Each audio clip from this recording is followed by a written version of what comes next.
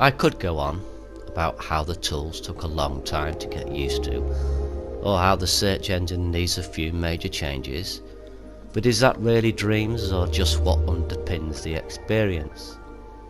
So when I'm asked what is dreams, I find myself ignoring technicalities and thinking a little deeper, digging down into what it really is, what it means to me.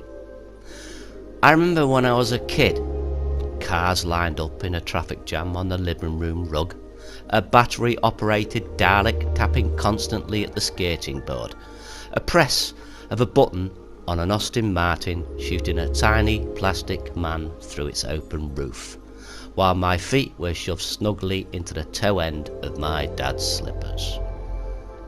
What was it that allowed me to be in that moment, without a care in the world? What was I lost to?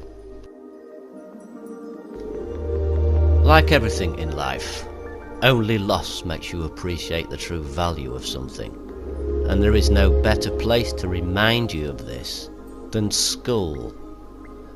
We get shoveled into school, and then we get facts shoveled into our heads, and pretty soon there's only room for stuff. There's no more thinking or creating, just memorizing and planning.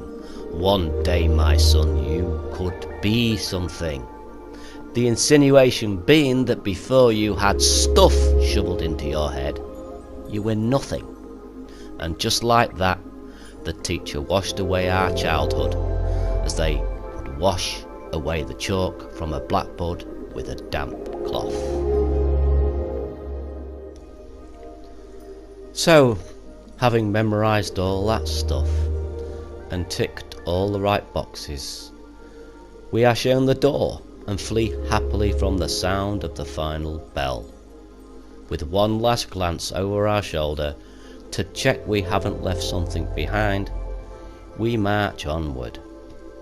Only it wasn't the same for me, because I knew I had left something behind, something of great value.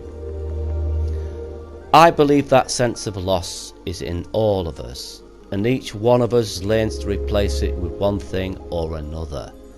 Some people replace it with financial rewards, or whatever the established narrative demands of us, whilst others feel an emptiness that nothing seems to fill. When we are children, we are all innocent, driven only by an insatiable need to play. It's in this space we find peace, we find ourselves, and we express it freely, without thought or care, prejudice or malice. It becomes us, the manifestation of who we are. So when I boot up my PlayStation 4 and launch Dreams, I'm not just admiring the creativity of a wonderful community. I have been invited to sit beside the child on the rug and experience what it means to be them. Dreams is a personal, enlightening experience, and so I meet it respectfully, aware of the privilege bestowed upon me.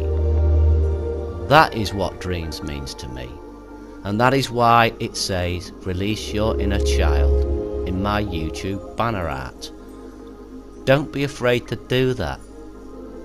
It's just you reconnecting with what once was.